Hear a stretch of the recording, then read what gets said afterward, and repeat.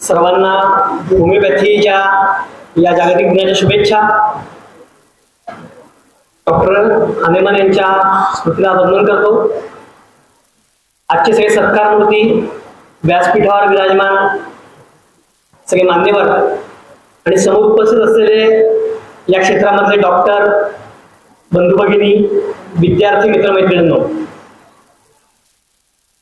आपण सगळेजण एका अशा उपचार पद्धतीने नागरिकांना उपचार देत आहेत की ज्याचा एका अर्थाने समाज जीवनावरती मोठा परिणाम होतो आणि त्याचा विश्वास कसा निर्माण होतो याची प्रत्यक्ष अनुभूती मी घेतली आहे. युगायोगाने मी चोपडाला असताना संघाची शाखा लागायची आणि त्या रामपुरा वस्तीमध्ये आम्ही ठरवलं की आरोग्य शिबिर घ्यायचं. आणि आरोग्य शिबिर घ्यायचं म्हटल्यानंतर तिथे आमचे म्हणजे नेहमीचा संबंध होता, जाणं होतं, असे डॉक्टर सुरेश पाटील सर होते. त्यांचं तिथे पण क्लिनिक आहे, नाशिकला पण क्लिनिक आहे. तर आम्ही ठरवलं की आपण या शाखेच्या सगळ्या सेवा वस्तीमध्ये आरोग्य तपासणी शिबिर घेऊ. आणि आम्ही तिथे अगोदर सर्वेक्षण केलं, त्या परिसरामधले जे पेशंट होते त्यांना आयडेंटिफाय केलं आणि साधारणपणे 100-125 पेशंटचं आरोग्य शिबिर हे डॉक्टरांना घेण्याची विनंती केली. आणि होमिओपॅथी प्रॅक्टिस करणारे असे डॉक्टर सुरेश पाटील सर म्हणले की आपण याचा चांगला उपयोग होईल. आणि मला इतका आनंद झाला की ज्यावेळेस डॉक्टर साहेब तिथे आल्यानंतर त्या वेगवेगळ्या प्रकारचे व्हरायटी असलेले पेशंट होते आणि या सगळ्या पेशंटला अतिशय चांगल्या पद्धतीने उपचार दिले. आणि जसं मगाशी म्हटलं की साबुदाण्याच्या गोळ्या हे सगळ्यांना माहिती होतं, तर त्या रामपुरामधल्या सगळ्या मंडळींच्या की आपल्याला योग्य उपचार मिळेल आणि याच्यातून काहीतरी चांगली आपल्याला आरोग्यमान वाढेल, तर अशा प्रकारचा प्रयत्न करण्याचा त्यावेळेला शाखेच्या सगळ्या मंडळींनी प्रयत्न केला. पण त्यावेळेला लक्षात असं आलं की तशा अर्थाने होमिओपॅथी उपचार पद्धती ही सामान्य माणसाला माहिती नाहीये, पण त्याची ताकद किती आहे. तर हे त्यानिमित्तानं लक्षात आलं की त्या ठिकाणी एक छोटी मुलगी होती, तिला काही दृष्टीबाधितेचा प्रॉब्लेम होता. तर तो उपचार त्या डॉक्टरांकडे नियमितपणे सुरू झाला आणि त्यातलं सातत्य जे आहे ते सातत्य त्या अगदी सेवा वस्तीमध्ये राहणाऱ्या आर्थिक परिस्थिती कमी असलेल्या मंडळींच्या जीवनात देखील विश्वास निर्माण करणं. तर हा अशा प्रकारचा ताकद या होमिओपॅथीमध्ये आहे आणि आपण सगळेजण त्याच्यामध्ये शिकता आहात. काही अनेक जण त्यातले तज्ज्ञ आहेत आणि समाजामध्ये आरोग्याच्या समस्यांनी ग्रस्त असलेले अनेक कुटुंब आहेत की ज्या कुटुंबांना एका अर्थाने विश्वास देण्याचं काम हे करतं. आणि आज मला योगायोगाने म्हणजे डॉक्टर मल्लिकार्जुन वाघण्णा सरांचं पण आठवण झाली की त्यांनी अनेक वर्ष आपल्या जळगाव शहरामध्ये निस्पृहपणे काम केलं आणि आमचे अतिशय चांगले कौटुंबिक जिव्हाळ्याचे संबंध होते आणि डॉक्टरचा खूप आग्रह असायचा. आणि डॉक्टर त्यावेळेला त्यांच्या पण उपचार पद्धतीमध्ये काही ना काहीतरी होमिओपॅथीचा सेवा देण्याचा, ते महत्व सांगण्याचा असा डॉक्टरांचा नेहमी आग्रह असायचा. तर मला एक असं वाटतं की या निमित्ताने समाजाशी कनेक्ट होण्याचं एक माध्यम हे आरोग्य सेवा आहे आणि आपण सगळेजण निश्चितच ज्या अर्थाने समाजाभिमुख आहोत, काहीतरी करण्याचा विचार मनामध्ये असतो आणि समाजामधल्या व्यक्तींना देखील, गरजू व्यक्तींना देखील विश्वास देणं हे फार महत्वाचं आहे. की त्याचा आजार गंभीर असेल त्यावेळेला तो खूप वेगळ्या मनस्थितीत असतो, पण अशा रुग्णाला विश्वास देणं, त्याला योग्य उपचार पद्धतीसाठी मार्गदर्शन करणं, तर अशा चांगल्या सेवा कार्यासाठी आपण सगळेजण कार्यरत आहात. त्या ठिकाणी अनेक विद्यार्थी, मित्रमैत्रिणी देखील बसलेले आहेत. त्याच्यामुळे मला याचा खूप आनंद आहे की नवीन पिढी ज्यांना सुरुवात करायची, ज्यांना हे प्रत्यक्ष बघायचंय, अनुभवायचं आहे, तर त्यांना देखील अशा पद्धतीने समाजाशी कनेक्ट होण्याची प्रेरणा अशा कार्यक्रमांमधून निश्चित असं मिळत असते. कारण समाजाची कौतुकाची थाप आपल्या पाठीवर पडली की चांगल्या पद्धतीने सगळेजण कार्यरत होतात. मध्यंतरी एका सेवा वस्तीमध्ये एक आरोग्य शिबिरासाठी आम्ही गेलो होतो. तर सकाळी 8-8:30ची वेळ होती. एक 70-80 रुग्णांना तपासणी केली. तर एवढा आश्चर्याचा धक्का बसला की त्या 70-80 जणांमध्ये फक्त 3च असे होते की ज्यांना डायबिटीस नव्हता.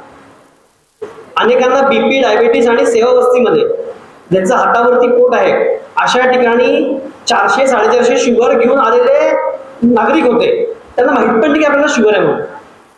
तर अशा प्रकारे अशा पहिल्यांदा समजल्यानंतर, चेक केल्यानंतर त्याच्या काय मनाची अवस्था होत असेल, ज्याचा हातावरती पोट आहे, ज्याचं रोजचं जीवन असं आहे की त्याला एक दिवस पण विश्रांती घेणं शक्य नाहीये. तर अशा व्यक्तीला त्याला समजून घेऊन त्याला योग्य उपचार देणं आणि त्याच्या जीवनात त्याला स्थिर करणं, हे खूप मोठे चॅलेंज आहे. आणि हे चॅलेंज माझ्या मते असं वाटतं की सगळ्या डॉक्टरांच्या समोरचं मोठं चॅलेंज आहे. परंतु आवश्यकता काय, तर समाजाशी कनेक्ट होण्याची आवश्यकता आहे. त्यामुळे आपण आपल्या दवाखान्यामधून बाहेर पडून केव्हा ना केव्हा तरी आपल्या काहीतरी एक संदर्भाची वारंवारता ठरवली की समाजामधल्या कुठल्या तरी वस्तीमध्ये, कुठल्या तरी परिसरामध्ये अशा प्रकारचं आयडेंटिफिकेशन करणं आणि त्या पेशंटला धीर देणं, त्यांच्या मनामध्ये काय चालू आहे, त्यांना काय वाटतंय, तर हे समुपदेशन एका अर्थाने करणं, अशी समाजाची आता खूप मोठी आवश्यकता आहे. त्यामुळे समाजामध्ये जे प्रश्न आहेत त्या प्रश्नांची नुसती यादी करणं हे सोपं आहे, पण त्याच्यावरती समाधान शोधणं, त्या प्रश्नांचं उत्तर शोधणं, तर हे एका अर्थाने मला असं वाटतं की करण्याचं काम आहे. आणि तशा अर्थाने डॉक्टर हनीमन यांनी हेच केलं आहे की त्यांनी सोल्युशन शोधलंय की आजार तर गंभीर आहे, पण आपण काय सोल्युशन शोधलं पाहिजे. तर मला असं वाटतं की हा आदर्श आपण डोळ्यासमोर ठेवून आपण देखील असा प्रयत्न केला पाहिजे. त्याची अत्यंत नितांत आवश्यकता आहे आणि सदैव आवश्यकता आहे. आपल्या इतक्या मोठ्या भारताच्या सगळ्या याच्यामध्ये निरामय भारत निर्माण होणं, आपण म्हणतो तरुणांचा देश आहे आणि तरुणांचा देश या जगामध्ये खूप मोठ्या प्रमाणात आता आशा सगळ्यांच्या मनामध्ये आहे. पण अशा वेळेला इथल्या आरोग्याची समस्या ही नीट शांत पद्धतीने आणि चांगल्या पद्धतीने आपण ती हाताळली पाहिजे. तर मला असं वाटतं की ती ताकद होमिओपॅथी निश्चित अर्थाने आहे. कारण मी स्वतः याचा अनुभव घेतलेला आहे की या सगळ्या होमिओपॅथीमध्ये ताकद जी आहे ही ताकद विश्वास देण्याबरोबरच आणि फार काही पथ्य पाळायचं नाहीये. छोटस पथ्य पाळून देखील सर्वसामान्य माणूस ही पॅथी स्वीकारू शकतो. हा विश्वास त्या समोरच्या जो आता आरोग्याच्या दृष्टीने धोकेदायक याच्यामध्ये आहे त्या देण्याची आवश्यकता आहे. तर त्यामुळे मला असं वाटतं की असं एक पवित्र कार्य आहे आणि हे पवित्र कार्य आपण सगळेजण करत आहात. आज काही प्राथमिक स्वरूपात सत्कार झाला आणि ते अतिशय ज्येष्ठ अनेक वर्ष काम करणारे आणि समर्पित भावनेने काम करणारे अशा मंडळींचा सत्कार झाला.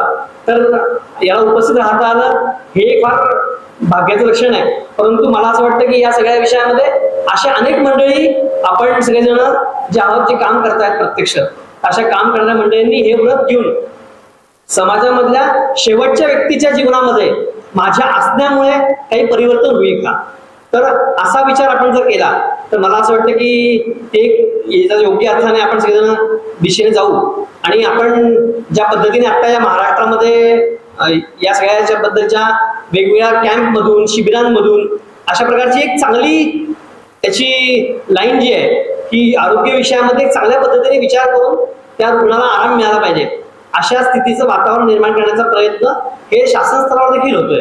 तर मला असं वाटतं की आपण सगळ्यांनी या सगळ्या धारेमध्ये या प्रवाहामध्ये आपल्या वेळेचं एक जर नीट नियोजन केलं तर या सगळ्या विषयातून एक चांगला निरामय जीवन सगळ्यांना निर्माण होईल आणि अशा प्रकारचं वातावरण समाज जीवनामध्ये त्याची आवश्यकता आहे.